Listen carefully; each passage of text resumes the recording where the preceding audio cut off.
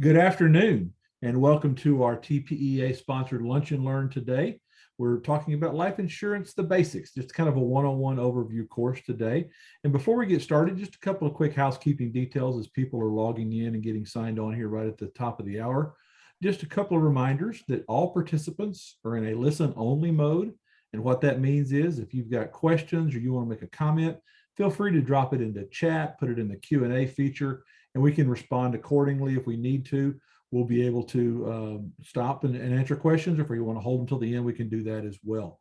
You'll also notice this QR code down here on the bottom right-hand corner. If you're joining us with your smartphone, I'm going to show you how to use your smartphone and your camera feature. At the end, you'll be able to get more information about some of the topics we've talked about today. My name is John Green. I'm joined today by our co-host, Deanna Baucom. She'll be kind of monitoring that chat and Q&A feature as well. And then we're blessed to be joined by Ann Bishop, Executive Director of TPEA, and she's going to share a little bit with us here in a moment because even though we're not in a legislative session, there's a whole lot of stuff going on right now. And it's really important that you kind of keep abreast of what's happening because it could impact us as we go forward. But just a quick reminder, TPA is always there for you, looking out not only to protect your pension, fighting for pay raises and increases in benefit funding and things like that, which is some good news on the benefit funding standpoint, and ERS, TRS and stuff like that coming up this fall, but also just to help you understand what benefits that you have already through the state, how you can maximize those and prepare as you go forward. And then really kind of the fun thing that we've been doing lately is keeping a social connection. So Ann, kind of tell us what's going on right now. Ray's getting ready to log in here as well, or liaison, the legislative liaison. So Ann, tell us what's happening out there. Okay, well, with the pandemic, everybody was not able to get out as much, and certainly we weren't able to travel around the state either. But since things were clearing up or are clearing up, we are making a concerted effort to have a TPEA across Texas events. So that means that we are traveling around, reaching out to people, meeting people, listening to their concerns. And the pictures you see on the screen are just some snapshots from some of the events that we've had. We've had them in Lufkin and Waco, San Antonio, Huntsville, Austin, and we are going to continue that list of events. And so if there's any place you want us to go, please email us or put it in chat, and we're happy to work with you to come out and just talk and listen to what you have to say. And we appreciate you, and we appreciate our retirees, and it's always good to see you. We had a great time. Deanna and I were able to be out in San Antonio with Ray here last week or so. Had a great time. We met several folks that had never been to a TPA function before. And that was great. We signed up 2 or 3 members at that point. So we had a super time doing that and enjoyed that immensely. So, Ann, tell me a little bit about the scholarship. I'm not as familiar with that. I know we've got a deadline coming up. How do people maybe get their children or grandchildren possibly a scholarship? Right. No, this is something that we do annually, and it's open to our members for our members to nominate, and it can be your own child. Nominate a person who is entering either college or trade school or some other higher education. And the award is for a $500 scholarship to somebody who really wants to continue public service is a lot of the criteria. So either they have to be either a employee or a member has to nominate them, but the person that is being considered can be a child, it can be a friend, it can be anybody. And what we'll look at is what are their goals, what are their background, and what do they want to do when they further their career.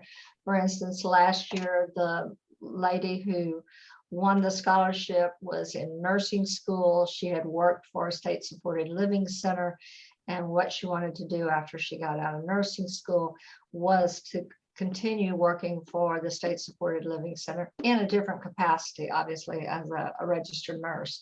But it's not a lot of money to say when you compare it to the tuition that people have to pay, but on the other hand, every little bit helps, and we feel that $500 is there. All you have to do is send an application in, and we'll get you into the mix for the scholarship committee to review it. There we go. And you can find that on the TPEA website. Take a look at it out there. It's really a neat thing. This is the time of year with graduations and stuff. People are thinking about college. So a great way to do that. I'm going to bring in Ray here just a moment. Ray, I'm going to ask you to unmute there. And Ray ML is our legislative liaison with TPEA. And there we go. And when Ray's not sitting out there drinking wine and, John, can you hear me? Yeah, I can hear you. When you're not hanging out with the, TPEA members and guests and drinking wine and stuff, you're standing in front of the subcommittees and stuff. Tell us what you've been doing lately, talking about pension funding and possible COLA. John, can you hear me okay? Yes, sir. Tell us. Okay, good. I wasn't sure for a minute. Y'all were you were going in and out on my end. I just wanted to mention to everybody, above all, thank you for all your service to the state of Texas, all state employees, and those of you who have retired from state employment. You have gone through the freeze and the fires and the floods, fires most recently, and of course the pandemic. So uniquely challenging times, and you deserve every bit of appreciation that we can show you and that we can get the legislature and the public to show you and be aware of. So we are really trying to get the word out about all that y'all have done. Thank you. And then also, John, we have a coming up. Let me tell you that we had a testimony which is available on the TPEA website, which basically spoke to a charge, a study item for the Senate Finance Committee during the interim that they will then study more and come up with a finding and recommendations that will result in, we hope, legislation and maybe a budget action item regarding the effects of inflation. We're all aware, we go to the gas pump or go to the grocery store, we're painfully aware that inflation is just skyrocketing. And we spoke to that in our testimony. We talked about how, especially this year and the past year, the buying power of the salary dollar and the buying power of the pension dollar have shrunk very significantly. And we even gave a bar chart for showing that those who've been retired 20 or more years, they've lost maybe 40 or so % of the purchasing power of their pension. So there's really a compelling need to address this, and we are trying to make the case to the legislature. We don't just testify before the committee. We also go separately to key staff and key members of the legislature, especially committee chairs, especially members of the budget committees, to visit with them and address these concerns with them. And we will continue our collaborative approach, coming up with ideas, coming up with data. So be assured your TPEA team is on the ball over there at the Capitol. We have another hearing coming up before the Senate Committee on Business and Commerce on the 25th, if you care to live stream. Then that has to do with basically with folks telecommuting, working at home, especially during the pandemic, but then also what the state policy regarding that should be going forward. So we'll be testifying on that too. Great. Thank you. And we, again, very much appreciate all that folks have done, employees and those who have retired from the state too, for our great state of Texas. John, thank you. Outstanding, Ray. Thank you very much. Ann and Ray are going to stay on the line because both of them worked at ERS in their past lives. And so we're going to talk about some concepts today and kind of integrate in with what ERS provides for you as well. Before we jump into that, we do have several on the call that may not be members of TPEA. And we had over 650 state employees, retirees, and friends join TPEA last year. We want to see if we can beat that this year. For an active employee, it's only $7.50 a month. For retirees or for associate members, meaning that you don't draw an ERS pension check, or you're not a state employee, it's $2.50 a month. So a great opportunity to not only get the advocacy and the support towards those things, but keeping you connected, access to benefits and things like that as well. So I'm going to have Ann and Ray jump on here in a moment as we get through the conversation. But just to reintroduce myself, my name is John Green. I work with Association Member Benefits Advisors, but when I was 6 years old, I worked for the Texas Highway Department. My grandfather let me drive around in his black Highway Department car all summer, go worked on roads, things like that up in Throckmorton and Wichita Falls. So this is part of the reason why I do these webinars, because what the TPEA did on behalf of state employees to make sure that their retirement was secure, their benefits were secure, allowed my grandfather to raise my dad and his brother and sister, put them through college, and have a very secure retirement. So I'm very appreciative to be a part tangentially of state employment because of what my grandfather did. And I love being able to spend time in all those road equipment, even though you probably weren't supposed to, or OSHA laws didn't apply back then in those days. So let's get in and jump in and talk about our lunch and learn goals today. We're going to talk about life insurance, just in general, what it is, what you can do with it. We're going to talk about some different types of life insurance, just in a kind of an academic setting. But then we're going to dive in a little bit deeper and talk about your state of Texas benefits, your life insurance benefits, and what you need to look out for. And this is where I'm going to rely on Ann and Ray, because they've seen the impact of life insurance and beneficiaries and things like that in their time at ERS. And so we're going to walk through some things as we go through there, because most importantly, we have active employees on here and we've got retirees as well. We never want them to hear, I wish I would have known something sooner, or I had to work longer because something happened that I didn't expect.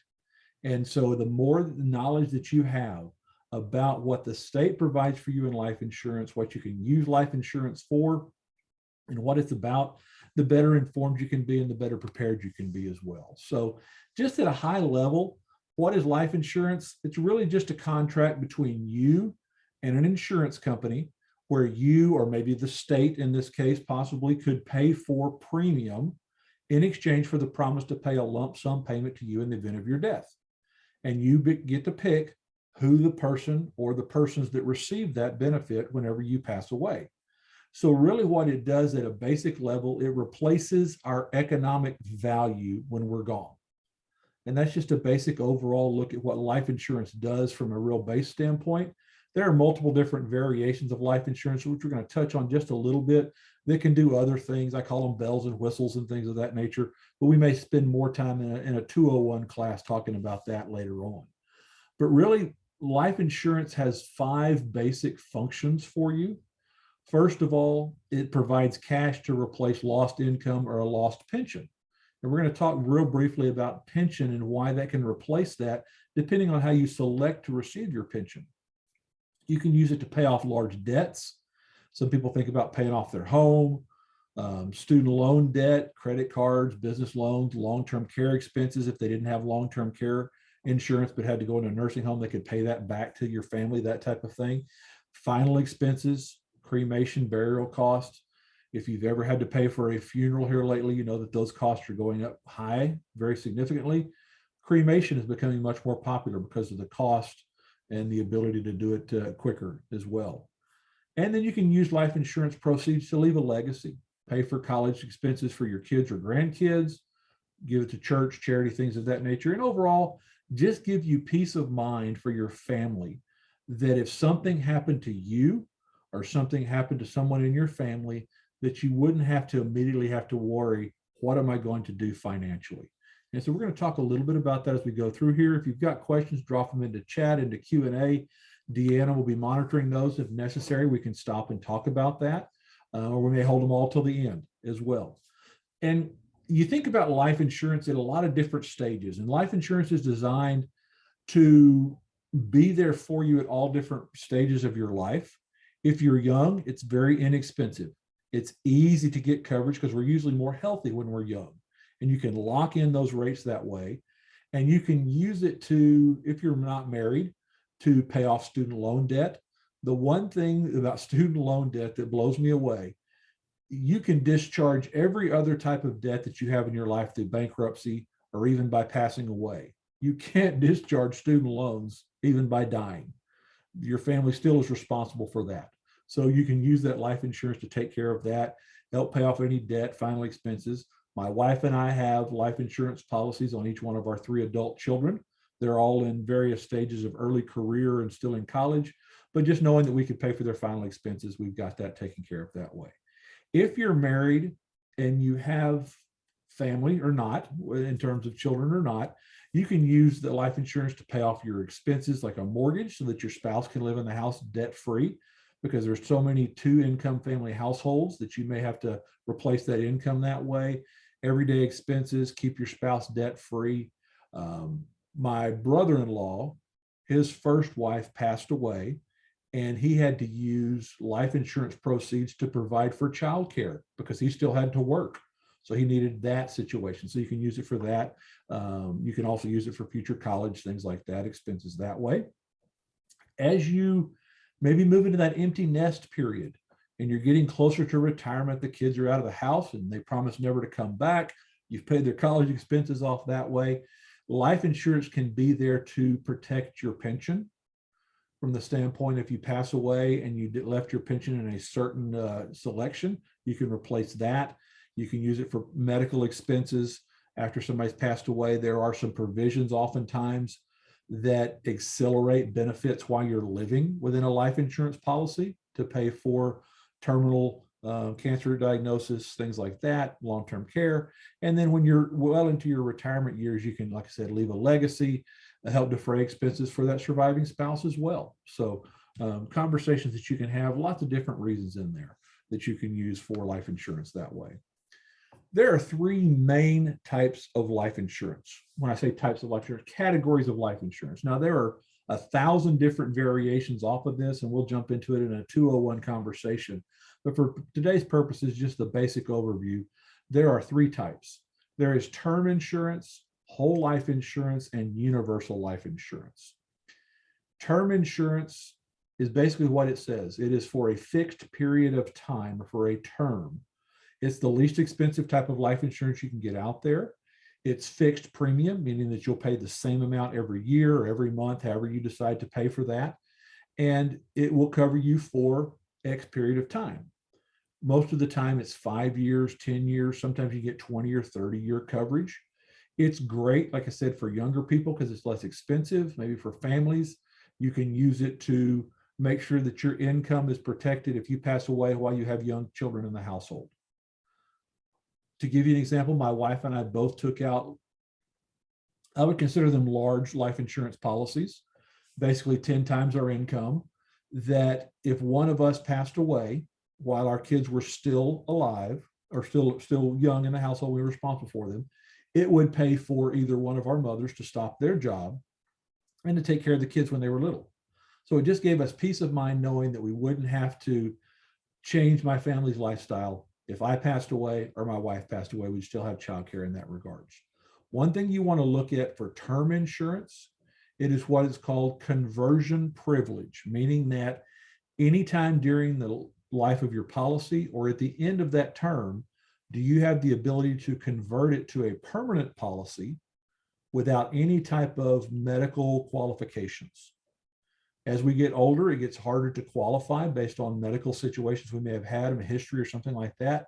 With that conversion privilege in a term policy, that gives you the right, even if you're no longer medically capable of qualifying for insurance, you can still convert to a permanent policy. It's a very nice feature. It's free in most policies. It's there for you that way. The other type of life insurance is whole life insurance. Now, whole life insurance has been around forever. It is typically the highest premium, but it's fixed premium, meaning that you're going to pay the same amount forever until you reach age 100, which is called the whole of life, or you pass away. It lasts forever as long as you pay the premiums. And it also builds cash value for 2 different purposes. If you at some point you decide I no longer need life insurance because you've got enough savings, you have no more expenses, whatever, you can cash in that policy and you've got some cash built up inside of there. Or if you decide as you get closer to retirement or you're in retirement that I no longer want to pay on this policy, but I still need some coverage. you have the ability to convert usually that policy to a lesser amount. Say you had $100,000 of coverage, you could convert it to $50,000 and never pay on it again, because the cash value in that whole life policy would pay the premiums. So it's pretty common. It's something that most people had many, many years ago. It's not as popular today, but it is a good opportunity there, because what has happened is universal life has taken the place of whole life in terms of the popularity scale. Because it has a lower premium usually, it still gives you the permanent protection, but it gives you the ability to have a flexible premium payment that you can pay a certain amount every month or year. And then depending upon the cash value you have in the policy, you can stop for a few years, or you can pay more if you get a bonus or something like that. There's some extra cash you can put in there because it earns an interest rate. And oftentimes that interest rate is far better than what you're going to get at the bank or a CD. It's just not as easy to access as that. I never would use it for a savings plan, but it does allow you to get a large amount of coverage that's permanent for you, that's flexible in terms of your premium. If it's done right, sometimes you can have the ability, like I said, to stop payment while your kids are in college and then pick it back up and pay for it at a later date. So those are the three major types of insurance that you're going to hear out there. Each one of them has their advantages and disadvantages. Each one of them may or may not be for you. They may be specific for a time that you need them or a period that you need them out there. And then there are 1,000 subset variables off of that. So, Ann, you want to make a comment here? Yes, I just wanted to point out that the insurance that the employee's retirement offers is term insurance. The optional insurance is a term insurance policy. Exactly. And so with that in mind, knowing that term is usually the least expensive for a fixed period of time, the biggest question you have is this conversion privilege. And we're going to talk about that as we roll through and talk about your life insurance that you have now as active state employees, and then how that works as we go into retirement. So for the active state employees on the call today, you have a basic foundation of $5,000 automatically once you enroll in the group medical plan. Okay, you've got $5,000 in life insurance, $5,000 in accidental death and dismemberment insurance. That's a term coverage. So as long as you're employed, you've got that in there, no cost to you whatsoever. Okay, then you have the option to get up to 4 times your salary, a maximum of $400,000 in coverage in term insurance as well. And you can purchase this when you have a qualifying event. Say you get married, say your spouse passes away, say you have a new child, something like that. When you have a qualifying event, you can purchase this coverage, or during open enrollment period. Now, there may be a requirement depending upon the face amount, depending upon the times that you have the multiples of your salary, that you may have to put some type of evidence of insurance or some medical qualification questions in there when you do that. But you do have the option when open enrollment period comes up here in the summer to up your insurance or buy up to 4 times your salary that way. You can get accidental death and dismemberment in lesser amounts if you want to. It's pretty inexpensive there. The rates are based on your age and your multiple of salary. The ERS website is great. It's got a great table out there that shows you exactly what the costs are per thousand, all that kind of stuff. Very simple out there. And you can get dependent life coverage of $5,000 on your dependent, which could be your spouse, your kids, or both out there for a small amount. Personally, I recommend that because it's a pretty inexpensive cost and it would cover any basic expenses for a funeral, that type of thing. Okay. Ann or Ray, anything you want to share on what state active employees receive? I think the main thing to be aware of is that the rates do change based on your age, and even in retirement, if you keep that insurance, and we're going to talk about that in a second, but know that it's not going to be the same rate all your life. Exactly. So unlike some of those other covers we talked about before, the state is age banded, meaning that as you move up in age, the rates will go up. Ray, anything you want to add, sir? John, I think that just that folks need to realize that that is an additional benefit that the state is offering them, that $5,000 of free term life. There is a cost to it associated with it. It's not a great cost in the great scheme of things, but it's still is something they need to keep in mind when they're weighing whether to stay with state employment. That is one of the real benefits. Exactly. And that's a great point, because a lot of times when you think about when you leave state employment, you have some things that you have to make a decision if you're going to take some of these benefits with you or not. Okay, so let's talk about still active employment. What happens if you pass away before you retire? Okay, so you're still working, you're on the state benefit plan, and you have these things out there. You get to continue your health and dental coverage, but you pay the full premium cost for any survivor benefits. Okay, that's very important to understand.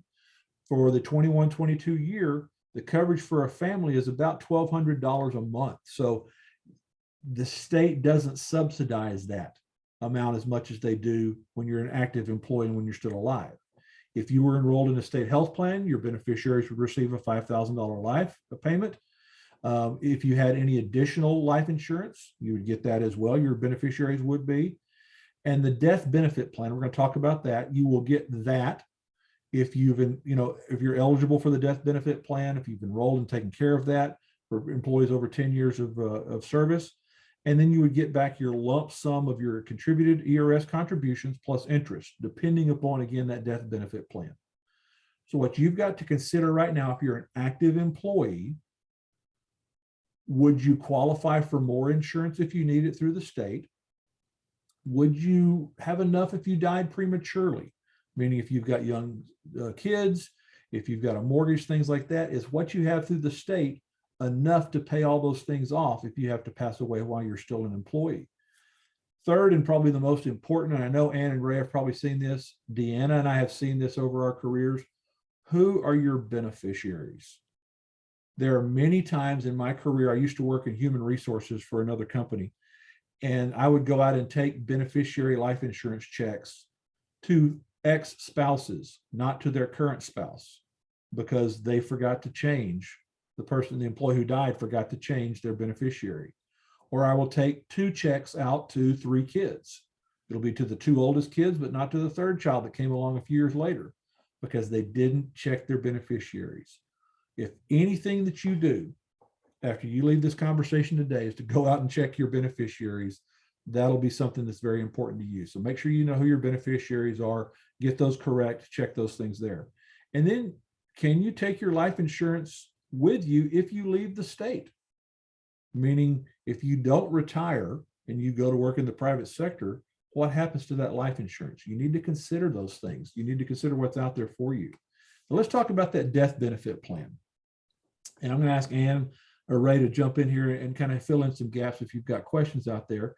It's for employees with 10 years of service, and it allows you to select how your surviving beneficiary. So let's just in this case say that you're married, that your spouse is your surviving beneficiary.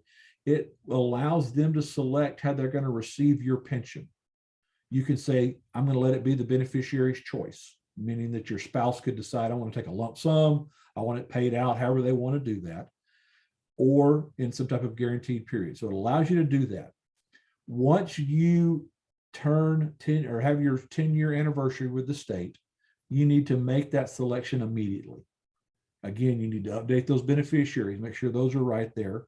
And you still got to consider, if something still happens to me, is this still going to be enough for my family? Do I need to up my savings or my life insurance outside of that? So, Ann, is there anything that you see in this death benefit plan that in your past experience that people need to watch out for, or, go back and check now? The main thing I saw is that people didn't file a death benefit plan. And if you don't file a death benefit plan, then the survivor will just get the amount in their account plus interest. And it's not something you can go back and obviously retroactively do because you're no longer with us. So it's really important to put a note on your calendar if you have 10 years or more of service to get a death benefit plan in place. Also think about what would happen in 10 years, or what would happen if there's a lump sum or a life annuity, or you give a beneficiary's choice. the person that you're leaving the benefit to, make sure they understand what their options are. It's pretty overwhelming when you lose somebody. It's even more overwhelming if you don't know anything about the benefits the person has and you're calling, trying to figure it out while you're grieving. So to the extent that you have 10 years, file a death benefit plan and communicate what your choices are to the person who is the beneficiary. Absolutely. Now, with COVID, they used to not be, you can't just walk over to ERS and do that. How do you file that death benefit plan? You do have to file it in person. You can print it and print the form, and I believe it has to be notarized, and then you have to return it to ERS. The thing about death benefits, or a lot of ERS benefits, is that they do a lot to prevent fraud. So some of the things may seem to be a little bit cumbersome, but it's designed that way so that you don't have either an ex-spouse, somebody who shouldn't be getting the benefits trying to file in your name, or if there's any identity theft. So there's a lot of controls in place for these plans. I did see a question about for someone who's single. Yeah, for who's single. Right. Your beneficiary does not have to be a relative. You can send your beneficiary to your best friend, make your best friend the beneficiary. It does not have to be a spouse or a relative or a child. Your retirement can be left to whomever you choose. I wouldn't recommend leaving it to a pet, but you can leave it to a person to take care of the pet. But there needs to be a person or a human being, but you can choose anybody to be your beneficiary. It's not limited to just. And one thing to consider in that regard is if you choose someone, you may want to choose someone younger because if they want the life annuity option for the death benefit, then that'll literally be a long-term payout. So.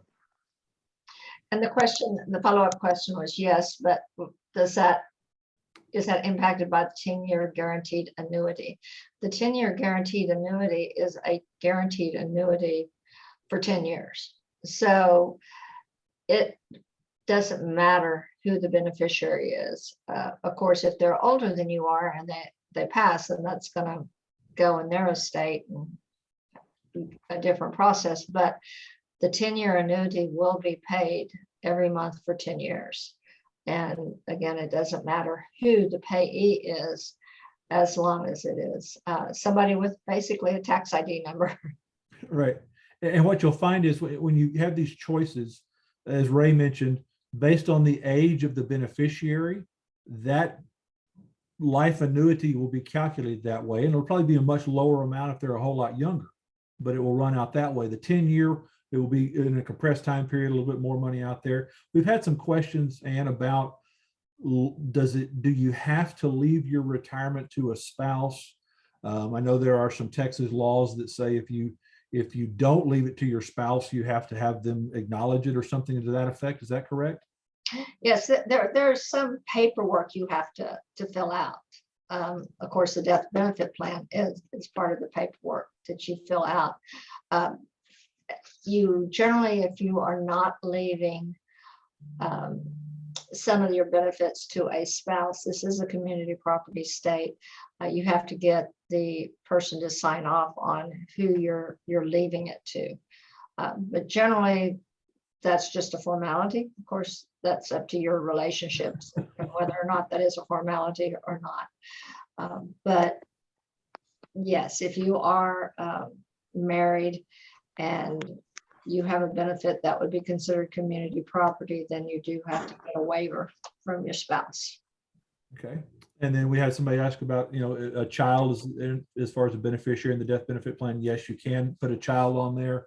Again, depending upon the type of payout and how they receive that, it could impact what that dollar amount is. But it's designed to make sure that your wishes are there. And as Ann mentioned, most importantly, cover that with who you are leaving this to. so that way that in the moment of your grief and the time that they're, coping with your death, is that they know how this is going to come, what's going to go in there. So keep those questions. And John, someone asked about finding the form. It is a little cumbersome, as Ann would say, to find the form on the ERS website, admittedly. You may want to, I guess, contact ERS by email or phone. I know it's hard to get through sometimes on the phone, but they are good about calling you back if you leave your number. What I'll do, Ray, I'll go ahead and see if I can find that link in the form, and I will send it out to all participants on the call today, just as a follow-up. That way, since that's a hot button issue, we'll make sure we do that for them. Does that sound okay? Okay. All right. So let's move on a little bit here. Keep those questions and stuff coming. We'll stop here because now we've transitioned. All right. So we're talking about retirement now. So we talked about active employees, but you have life insurance. We talked about what happens if you pass away while you're an active employee, what can happen to your life insurance as well as the death benefit plan. Now let's talk about what happens when you retire. And this is the reason we need to have this conversation, because we don't want you to make an assumption based on what you think you have now and what you're planning on in the future. At retirement, if you're still on the health plan, you receive a basic $2,500 life insurance. That's that group life insurance, the term that stays out there.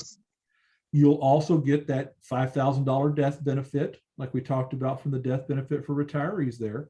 Then you'll have two options for your group life. Doesn't matter if you have 4 times your salary or what, doesn't matter as far as that optional life. You will get you can select either $10,000 of fixed coverage that will be there for as long as you live, even though the rates will go up as you age, or you can get 2 times your retiring salary, maximum of $400,000. But as you get older and as you get closer to passing away, because that's hopefully it's many years off, at age 70, that optional 2 times salary starts to reduce in coverage. You see it goes down to 65% once you reach 70, all the way down to if you pass away at 90 plus, it's 10% of what you started out with. So you've really got to think, is this enough life insurance for me when I may need it or my family may need it years down the line, especially because those of us or those in the state employment sometimes tend to retire earlier. And as you know, inflation has gone up quite a bit. The expense needs may be greater in the future. And if you pass away in your 80s and you were expecting your spouse was expecting a check for $200,000 because that was 2 times your salary, then it's only worth 25% of that. Could be a challenge out there. And then, so you've got to figure, can I qualify due to my medical condition? What happens if my costs get too high? For example, and Ann's pointed this out before, that cost goes up in terms of your premium as you get older, but your coverage drops. And so you may be paying quite a bit more for less coverage the older that you get. Now, we've had a lot of people ask questions, raise their hand. Deanna, I'm going to let you unmute here real quickly and share some questions that have popped in here. And then Ann, feel free to jump in as well. So a lot of these questions are going to need to be directed at Ann, but you've answered a lot of them, but one of the questions was, when you were talking about the beneficiary on the previous slide, were you talking about just for the death benefit, or you were talking for the annuitant, like the pension plan? Talk about the death benefit. Okay. And they can be different. They can be different, correct, Ann? Yes. But you should always check all your beneficiaries. Right. But they Can I can make be sure they're different. current? If you die in employment. John, that's an important point. You can literally have 3 different sets of beneficiaries for life insurance, for retirement, and for death benefit. There you go. Great point. Thank you, Okay. Ray. What else? And then we had someone else say that they think they filed a death benefit, but they weren't sure. How do they find out? I would assume they contact ERS. Right, it's toll free at 877-275-4377. Again, it's 877-275-4377. and they can look up what you have on file. You'll of course have to give them some information to make sure that they identify you as being you, but they can look it up and tell you. Great. And then one more question, can the death beneficiary be a child? I think the answer to that would be yes, but if they're underage, you're gonna need to have some type of a trust, I think. Is that correct? The trustee? I don't know that you have to have that, but you'd have to check into that. If you're not the age of majority, if they're not 18, there would have to be somebody that is financially responsible for that you can designate. Some type of guardian. Yeah, and Exactly. It that doesn't is have to with be a all formal insurances. trust. It Yeah, could be that's a parent or somebody else. Exactly. correct. There was also a question about having combined ERS and TRS time. I would call ERS about that as well, just because the rules change since we've been there. And I think it would be great to make sure you have the most current information. Absolutely. It does get a little tricky when you've got both service times in there as well. So that's what happens after you retire. So you need to pay attention to the fact that it is going to drop if you've selected some group insurance, some optional insurance, and the costs are going to go up. So again, remember back to our conversation about the whole life, the permanent life, the universal and the term life. If you're looking for something that is going to be level premium, maybe level coverage, you may want to, what I call, own your own insurance outside of renting it through the state, for lack of a better term. Whenever you have a group policy through the state or a private employer, you're basically renting your life insurance and not owning it in that regards that way. And we talked about pension, and I want to show this slide. Don't get hung up on the numbers. That's not what I'm worried about here. I want you to look at how you select your pension may determine what you want to do with your life insurance. If you take a standard annuity, which is where you get the most money possible as an ERS member whenever you retire, and you pass away, your beneficiary receives nothing at that point. So if you selected that as a retiree already, there's no expectation of any pension payment coming into a beneficiary or a spouse or somebody after that. The other options out there may give some lower payment to you on a monthly basis, and then it goes to your spouse or beneficiary. There are some that are for life or 60 months or life for 120 months, which if you outlive that time period and then pass away, your beneficiaries receive nothing. So again, how you receive your pension is crucial to understanding the income that your survivors are going to have after you leave here, and making sure that you prepare properly from the life insurance to either replace that pension, substitute it for other expenses, whatever that your survivors are expecting. It's important to understand that. So for your active employees, when you select your benefit options, make sure that you, again, as Ann mentioned, discuss that with your beneficiaries, with your spouse, whoever that may be. And John, a couple of those provisions, a couple of those options have what are called pop-up features. That means that should unfortunately your spouse predecease you, die before you, then the annuity amount pops back up to that standard annuity amount, Okay. or something like that. Great point. That's a simplified version. Okay, super. Like I said, that's that conversation that you need to have around the table, the kitchen table, and knowing what that is going to be. There's too many times that Deanna and I have seen, and I imagine Ray and Ann have too, that a retiree has had a spouse pass away or vice versa, the retiree pass away, and what they expected to receive was not what they received.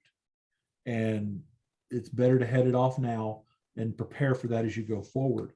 If you joined us on our Texas Saver call with Jennifer Preston, she had this great slide, and I want to show this slide. I want to show this all the time. Your income while you're working, hopefully, will grow. Then you've got your retirement benefits, and there may be that gap between when you retire and you get your Social Security, but you've got that red section in there. Your pension is not going to pay 100% of what your income was when you retired. Social Security may help get a little bit closer to that. Life insurance and preparing for that can make sure that your desired retirement income for you and any survivor can be there the way that you expect it to be. So Deanna, has any of the questions popped in before we move forward? No, I'm not seeing any. Okay. And anything that I missed before we move forward? No, I think you got it. Okay. Just a quick reminder, there are some endorsed solutions that TPEA and AMBA have out there for you in the life insurance arena. They can help fill those gaps that aren't covered by your state benefits. They are portable. If you want to leave state employment or when you retire, you can take them with you. You own them. You don't rent them from the state. And the biggest thing that TPEA members enjoy is that they can extend these benefits to adult family members who are no longer eligible for their state benefits. And they may be able to extend them to their parents that prevent them from having to take off time at work and lose some of their PTO, things like that, that they've got going forward. So there's options for you that are endorsed by TPEA through AMBA as well. Just a couple of quick reminders. Coming up on Friday, the Friday before Memorial Day, we're going to show you all the new discounts and benefits that are out there, all these freebies for TPEA members. Sign up and join us for that. There's so many new discounts that are out there, especially if you're planning any summer travel. It's a great way to save a lot of money. On the 10th of June, we're going to have a special financial wellness for women conversation. Now, we're not excluding men. Guys, we want you to show up as well. But studies show that the majority of women sometime in their lifetime are going to be solely responsible for their household expenses. And we're going to walk you through some things you need to specifically pay attention to and be aware of so that you can be prepared for that. And then we're going to bring back our most popular basics of long-term care conversation on the 17th of June. So be looking out for those. Check your emails, check the TPEA website. We do record all of these and put them out there on the TPEA website. Tell your coworkers, tell your fellow retirees and your friends about these webinars. It's a great way to introduce them to TPEA, help them become a member. Again, as election season starts to rear its head, as we come up here in the fall, the number of people we can have at TPEA behind certain issues, candidates can really make a difference for us out there. So I'm going to throw this slide up here and then we're going to stop the recording and answer some questions. If you have your smartphone with you and want to talk about life insurance, long-term care, some of the things we've talked about today, open up your camera feature on your phone, hover over that QR code, a little form will pop up. You can select, I want to review, I want to do this, this, and this. Fill that out, and we'll be glad to get back with you. Somebody on Deanna's team will do that for you as well. If you're on your phone or on an iPad and you can't hover over that QR code, my email address is down there for you, john.green@amba.info. So I'm going to stop recording. John, I want to mention one more thing.